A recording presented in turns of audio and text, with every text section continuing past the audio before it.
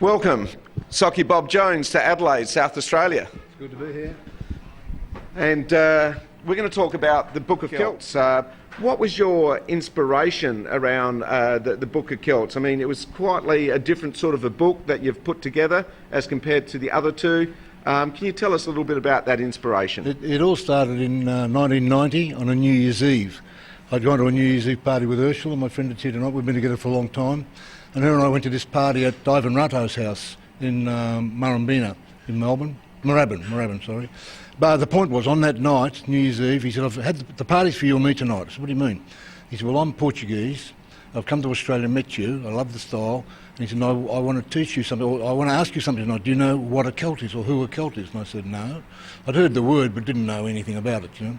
He said, "Do you know much about the Celtiberian Peninsula, which is around the bottom of Portugal and Spain and France and everything there?" And I said, "No, I don't know much about that at all," wondering where he was going with it, you know. And then he said, "Well, it means you're a Celt, and I'm a Celt." He's got very dark skin and black hair and brown eyes. And when I asked him what a Celt was, he said, "A taller person with fair skin and blue eyes and red hair." So you notice at the gradings, I'm always looking at the young kids with the blonde hair and the blue eyes, because I see them as the book I just wrote. So that was the initial introduction. Now, what that means is he said to me, "You're a Celt." And then 14 hours later, we talked that night, all the next day, the next night.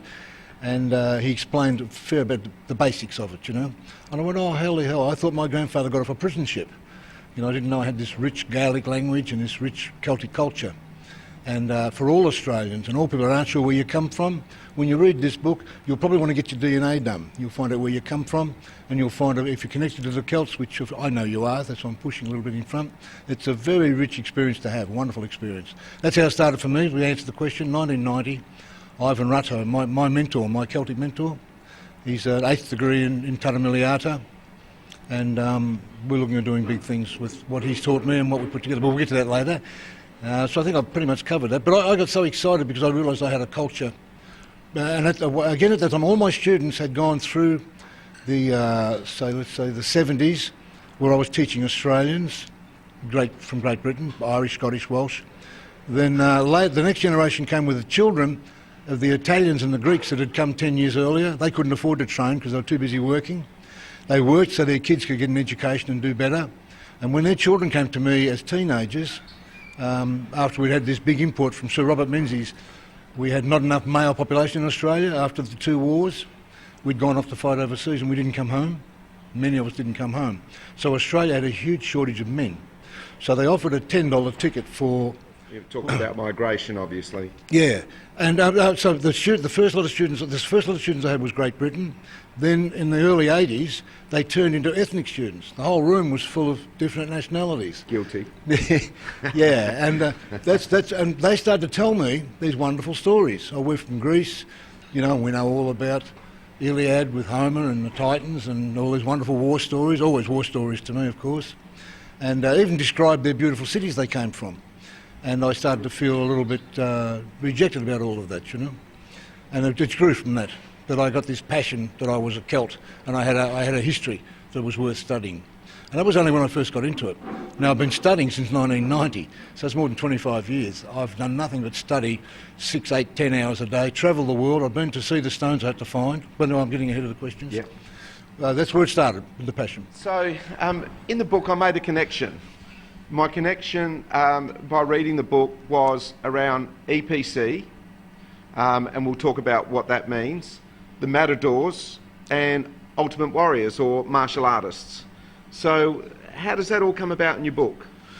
I started training with David Brown in 2000, 10 years after I was introduced to the Celts, and David Brown was teaching us a form of combat, Aikido. I said, "David, I don't like promoting the Japanese.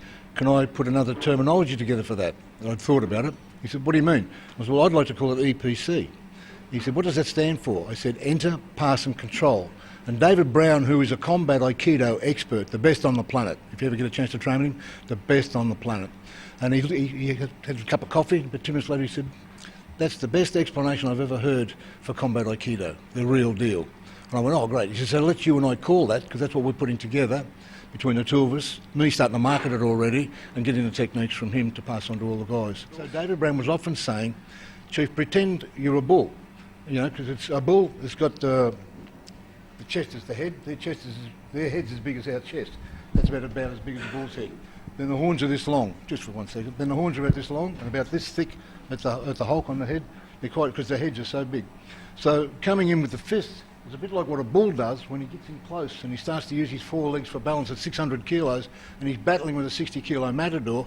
They've got to really watch what they're doing. They've got to have all the right moves down, which is EPC, the moves, otherwise they'll be dead. And on my website over the years I've put some pretty horrific photos up of matadors getting horns coming up through the throat and out the mouth. If you've seen any of those photos I've displayed in the past. Yes. So he was often making references to bullfighting. I was starting to come backwards and forwards to Spain. And I got this passion of, I'm going to chase this up, because I believe it's the same. David believes it's the same. He's my teacher. Ivan's my teacher, teaching me Celtic culture. He's teaching me combat Aikido. I put the two together. Ivan had personal friends who were matadors, retired and current matadors. So we got over there, we went and trained with them, because I was after what I felt about the technique of EPC. And we told Mario Colo, the most famous matador, the most famous matador in Portugal. He's in his 70s, late 70s, retired 40 years ago, of course, doesn't still kill bulls.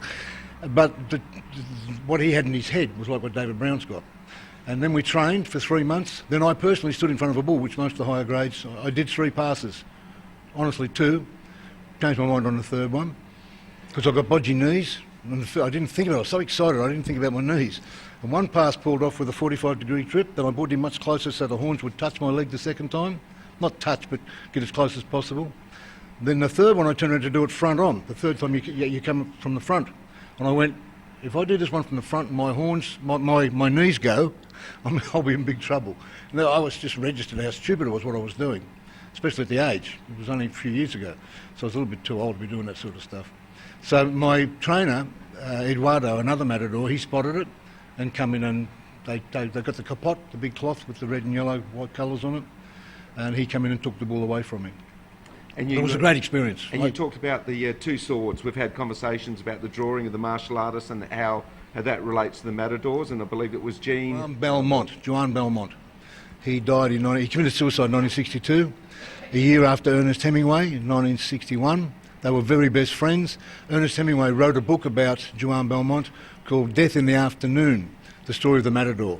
So if you want to look those up on the web, you'll enjoy reading them, because it's leading up to why the technique's the same. The ultimate technique you're learning to do from us, our organisation, is the same as the matador. That's the point of this conversation. Yes, that's right. So we've got on the slide there, we know many cultures have a salute to the sun. And my understanding within the Celtic culture, that is also very, very important. Do you want to just talk about that for a moment and share with us your understanding of saluting to the sun? It's quite a long story in the book, but I'll keep it as brief as I can. During Celtic times, for the last 100,000 years, there was a system of religion called the matriarch system. And for the last 2,000 years, that's been changed. From 100,000 years, we've switched to another system, the last 2,000 years, called the patriarch system. The patriarch system has a father, a son and a Holy Ghost. They're Catholics, Jews or Muslims or Mormons or Scientology. All those religions are based off the Father, the Son and the Holy Ghost. I find a much more pleasant religion was around for 100,000 years prior to 2,000 years ago, called the matriarch system. The trilogy there was the mother, the earth and the parallel universe, meaning we were born of a mother on earth, and when we passed as warriors, if we died in a war, we would go on to the sun and live at the sun with our fathers. And I see the indigenous people of Australia, talking to Pepper earlier tonight, it's pretty much the same culture. Yes. And with the Japanese, so the indigenous flag has got the sun, the Japanese flag's got the sun. The Celts used to salute the sun, that everything will be okay because we'll go to the Father. So this was a moment of meditation. When someone was killed in war, he's gone to be with the Father. There's probably, I could do 2 hours on that, but that's probably... No, but that gives us an understanding, and you know, we see it in Indian culture with obviously Buddhism and also even yoga. Yeah, the posture, salute to the sun. Well, we're very connected to Buddhism. Zendo Kai is actually Shinto. I don't know if many of you know that. When you're learning Zendo Kai, you're learning Shinto. Shinto comes from all these religions we're talking about. You know, so it's good study for you to study the Mahabharata, Bhagavad Gita, the Vedas, the Vestas. Now, these are good books for you to have a look at in the future with Indian culture. Then you'll understand, my book will turn you on to all these books. And I read them constantly. Because the Bhagavad Gita is a war story about Arjuna. Arjuna was the bodyguard to Krishna. And they had a 10-year battle that lasted 10 years. And everything that Krishna said Arjuna would write it down, and that became the Bhagavad Gita, which became a chapter of the Mahabharata. Now, when I was bodyguard to Prabhupada, those of you that know my full story, just after I did the Rolling Stones, I did Prabhupada. And he told me this story. He said, it's interesting. He said, you're my bodyguard. And he said, I follow the path of Krishna. And he said, you follow the path of Arjuna. So I got into all this stuff back in the 70s. Didn't follow it ardently, but got an interest in it. And now today I'm extremely interested because it ties the whole thing together. Especially with the Vedas, especially with the Avestas. The Avestas is original Christianity from Zoroastrianism. If any of you know what I'm talking about, I'm just trying to make connections for you. Not showing off or anything. Do I know a lot of words? I've read a lot of books, and I'm trying to make connections with you to get interested in the same things. Because that's where our style comes from. Our style is basically, Zendo Kai, the original style, was based on Shinto. I didn't make any of those grading requirements up. They're all taken from Shinto books. When you read the grading, the sentence on the back of the grading sheet, putting your ideas into practice, organising and consolidating material gain, breaking everything down, putting it back in its correct constituents. All of that is like very easy. When you're a black belt, conceive, second dan, believe, third dan, achieve. They're great lessons in life. Conceive, believe, achieve. So when you conceive something and it becomes your idea, you've got to believe in it and then you've got to achieve it. And to put your ideas into practice costs a lot of money. And the bigger your ideas, I've got ideas now. I could spend $10 billion. I could spend $10 billion in a year. If somebody gave me $10 billion, I would spend it in 1 year. I won't go into that. That's another session to have one night. If you're interested, we'll do it one night. And, might seem like an odd slide for people in the audience, but it's one of my favourite slides. Feast time, like we're celebrating here. And my question to you is, how important was celebration and feasts and the seasons, the opportunity, and also you can talk about sangria, and I probably haven't pronounced that correctly. I've probably got an Australian accent to it.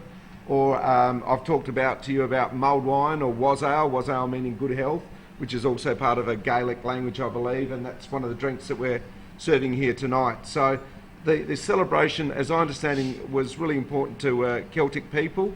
But could you talk about some of the reasons for celebration? It's the seasons, being alive, and the sun creating 4 different seasons. That's why we love the sun. But the most important probably is Samhain, because Samhain's the winter season, and attaching us to the sun again, because we worship the sun so much, we believe the sun was reborn on the 25th of December. In Celtic culture, that's when we go in from fall, when all the leaves fall off, and then we go into winter, and then to celebrate the death of everything. We were at our worst peak in Europe in the freezing cold winter and the snow and the ice and everything. And of course, when the 25th of December comes, it's the first day where the sun starts to get a little bit stronger. He passes that point and he goes from getting smaller and getting weaker. It's the first day where he starts to get stronger. Then he grows again for the rest of winter, coming into spring, which is the winter solace is, and then obviously coming into spring and then going into summer. Yes. Yeah. And then by the time we get into Beltane, everything's alive and well and flourishing. And on the first of the months, where those seasons come and start, we had functions, we had celebrations, which is very complex. I'll leave that for now, where we just celebrated the cycles, and that's where our names come in. Tara Miliata, her mother, Oztara, their mother, Antara. It's very complex. So the seasons are a celebration of death in the past. All warriors that died in the past. What we did today, doing our gradings, is to celebrate one particular gentleman today. I felt him all day being there with us. I was speaking to his son before I come here. Just before I came here, I was talking to his son, and I'll say his name, I really thought about Charlie all day today, because I felt he was there watching what we were doing. So to me, I was celebrating his passing over. We don't die, we pass over. And he's on the other side looking back at us right now. And I've lost a lot. You know, at my age, I've lost a lot of warriors. You know all the names, that hundreds of my warriors have passed over. Younger ones. I lost one last week, 51 years old. A bikie, an old gangster mate of mine that passed away, got his higher rank with me in the early days. So it's going on. I had another phone call yesterday by one up on the Gold Coast. He's 74 and he's on his way out with pancreas cancer. So I like to think of all these people when I celebrate in a grading day, and when I come here, we drink. One of the rare times for me is to drink alcohol on these nights, is to celebrate all the friends I've had that I want to remember on that particular day. And you guys doing your gradings today is to represent them. And it's a bloody hard feat to try and represent the guy I just talked about that we're celebrating here. He was a brilliant martial artist. So when I yelled for more power, and when you do your free form, it's deeper than just looking aesthetically a little bit better. It covers all this as well. Because today was the battlefield for me, and tonight I'm celebrating the battlefield. And that's the 4 seasons that we do that for. We did it for 4 seasons. The Greeks copied us and created from the Golden Circuit, from Isthmia, Pythia, Nemea and Olympia were the 4 cities that they copied our 4 seasons. Those cities were in those points, north, south, east and west. So when the Greeks copied the Celts, because we were doing this back in Mesopotamia, the Celtic race, we're much older than any other race. So if you go back before Egypt, back to Mesopotamia, back to Babylonia, it was when we had games. There was nothing else to do. There were no computers, there was no games. So we trained and fought and did gradings and trying to prove how good we could fight so the common man would know he'd be safe being protected by us. So in the past, warriors were very, very famous. Even today, see the sporting event coming up in 2 weeks is the most famous sporting event in history on the 26th of August, where we're matching a boxer against a MMA fighter, cage fighter. And that's attracted 5 million pay-per-views. They're getting paid $250 million each to fight. And they're going to share in $800 million that's coming off the pay-per-view. The character that I've got on the slide is of a druid. But can you please explain to this gathering the part the druids had in Celtic society? I'll try and keep this story together. I love them because as a young person, as an adolescent, as a teenager, I was told we were made by a little old man up in the sky. And he gave birth to us all, and he had a son to a woman who hadn't had intercourse with anybody, and he was the saviour of the planet. And about 15, 16, I thought, I don't get into that story too much. I think I'll start looking around for other things. And just then a new theory came along where they said, oh no, we weren't made by a little old man in the sky. We were made by maturing from being monkeys. And I went, I like the little old man in the sky a bit better. Now, when I started in Celtic culture, I got told by my mentor that the Druids were the ones that came from outer space. There's some belief by a lot of people that we come from somewhere out of space. And if you read the Bible, Genesis 6, chapter 4, God himself says, my angels came down from the stars. God says in the Bible, I came down from the stars, Genesis 6, chapter 4, any serious Catholics here now, and I know my stuff. And he said, they were all tall, 2 and 3 metres tall, very fair skin, blonde hair, blue eyes, red hair, and blonde hair, but a lot of redheads. And now they were called Nephilim. So any Catholics looking at me now that you've done your studies, they were called Nephilim. In Greek mythology, they were called Pythagoreans. In Greeks, before Zeus. Zeus was born to a Pythagorean. What was a Pythagorean? A Nephilim. What's a Nephilim? They're all Celts. They're all very tall with fair skin and blonde hair. That's why the Pythagoreans were tall. They came down from the Arctic as well. Any Greeks here tonight? Yeah, and the Hyperboreans. Hyperboreans, yep. Yes. So it's the same. I could do that, but the book does it for 700 pages, for Christ's sake. I've done a lot of research. So I've touched on the 2 big ones, Nephilim from the Bible and from Greek, because God said they had intercourse with normal-looking women because he got confused. God got confused. The women came with us. We had our own women when we came. How could a man 7 foot tall, 10 foot tall, like 3 metres, normal women probably wouldn't like them too much. Too big. I won't go there.